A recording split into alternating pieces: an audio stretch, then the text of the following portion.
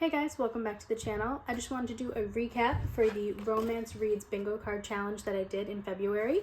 So for this challenge, I had to create bingo anyway on the board with 4 different books. And I chose to go right down that love column. So that was a book with a love that is not romantic, a graphic novel romance, a romance by a repeat author, and a romance with LGBTQIA+ representation within it. So the 4 books I chose were Loveless, and here is what the back of it says. Georgia has never been in love, never kissed anyone, never even had a crush, but as a fanfic-obsessed romantic, she's sure that she'll find her person one day. As she starts university, Georgia makes a plan to find love, but when her actions wreak havoc among her friends, she questions why romance seems so easy for other people, yet not for her. With new terms thrown at her, asexual, aromantic, Georgia is more uncertain about her feelings than ever. Is she destined to remain loveless, or has she been looking for the wrong thing all along? Then I read Mismatched, and here's what the back of this book says. Evan Horowitz has it all: beauty, brains, and a not-so-secret flair for matchmaking. An Insta influencer with a talent for makeup and a taste for romance, he's no stranger to playing Cupid for those hopelessly clueless in finding love. So when shy transfer student Natalia shuffles into school one day, Evan can't help but get his hands messy. With so many matches to choose from, it's not long before he sets a plan in motion for Natalia, much against the better judgment of his level-headed best friend Dab. But he takes things too far, creating a web of drama that spirals out of control. Can Evan learn to put the people closest to him before his misguided ambition, or will he lose them and his own chances at romance too? Finally, I read Datings and Dragons, and the back of this one says, Logan Norton is starting over at a new high school and hopes that joining a D&D game will be the trick to making friends. The plan sounds even better when she's invited into a group that includes Logan Weber, the cute and charming guy she met on her first day of class. But this isn't your average D&D campaign. This group live streams their games and enforces strict rules, no phones allowed and no dating other group members. Quinn is willing to accept the rules even if it makes Logan off limits, and she quickly learns that doing so won't be a problem since Logan goes from charismatic to insufferable as soon as she agrees to join. As the bickering and bantering intensifies inside and outside the game, Quinn can't help wondering, is Logan's infuriating behavior a smokescreen for his hidden feelings? Quinn is willing to risk it all and the 20-sided dice are rolling. And last but not least, this was actually my highest rated book of the challenge, The Things a Brother Knows. And this one is about Boaz is back. Finally, Levi's older brother Boaz has returned. Boaz was a high school star who had it all and gave it up to serve in a war Levi can't understand. Things have been on hold since Boaz left. Levi's family has endured 3 long, difficult years. With help of his 2 best friends, Pearl and Zim, Levi has fumbled his way through high school, weary of his role as little brother to the hero, waiting for life to return to normal. But when Boaz walks through the front door after his tour of duty is over, Levi knows there's something wrong. Boaz is home, he's safe. Still, even if nobody else wants to see it, Levi knows that his brother is not the same.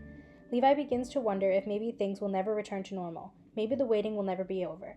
Then Boaz leaves again, and this time Levi follows him, determined to understand who his brother was, who he has become, and what he's been through, and how to bring him home again. So you just heard the synopsis of the book, Loveless. I gave this 3.25 stars, which is not bad. I thought it had really good representation. The main character is Ace and Arrow, so asexual and aromantic, and I thought that was really interesting to read about in a book because I don't know anyone who is aromantic or asexual, or at least no one in my life has come out to me as either of those things. But it was kind of cool to read about it in a book. I also think the best thing about Osman, this is Alice Osman, by the way, the author. She wrote Heartstoppers, if you know that very famous graphic novel series, had a show on Netflix about it. She writes characters that are really relatable, regardless of what their sexual orientation is, and I love that about her, because I'm hoping that makes others who read it, who might not fit the type of character that she's writing about, able to relate. Like, as a heterosexual cis woman, like, I could still relate with the main character, and I think that's really powerful. So, 3.25.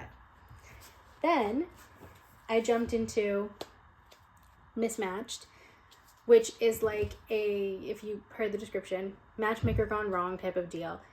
It was cute. I gave it 3 stars, but it just wasn't enough for me. I was really hoping this would be more like Heartstoppers, because I did love Heartstoppers, which is why I picked this up. It's not. But you know what? The illustrations were great. The story was cute. For some people, this is going to be a great read. Next, I read Dating and Dragons. And this was a repeat author because I read Dungeons and Drama last year by the same author, Christy Boyce. I really like her writing style. I gave this 4.5 stars. I thought it was really sweet. I just loved the story. It takes place in rural Ohio, and like, you know what? I kind of loved it. The friend relationships are great, the dynamics are great, and the romance is really cute. So, highly recommend. Finally, I read The Things a Brother Knows. This is a reread for me. I first read this book back in 2018 when I was working as a building sub. So, I knew I liked this book, but I forgot how much I loved this book. This book got 5 stars. It's the only one of the challenge to get 5 stars. The only book I read in February to get 5 stars, I think. I have to double check on that actually. But this is about an older brother who comes back from being a Marine.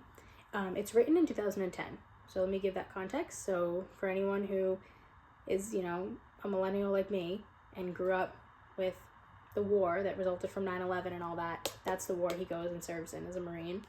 And his younger brother basically loses touch with him while he's away. And this book is about them reconnecting, mainly because the younger brother forces the connection to happen. And more so than just them reconnecting, it's really a commentary on what happens when a boy becomes a man in the line of duty and then when they come home without the supports they need. So yeah, that's all of them. These are the 4 from that challenge. I really enjoyed doing this. If you have any recommendations or suggestions for another reading challenge I should do, I'd love to hear it. Please drop them down below. Right now I am doing a reading vlog where I read an anticipated read in real time and then record for you guys. So hopefully that'll be up by the end of March. And drop some comments down below for what book you think it might be. This book came out in 2023. Yes, it came out in 2023. I would check the book, but I don't want you to see it. It is a fantasy book, which I normally don't read, which is why I've been avoiding it. And, what else can I say? There were 2 different versions of the cover when I went to go buy it. That's all I'm going to say. Leave your guesses down below. But that's it for now. Thanks for watching.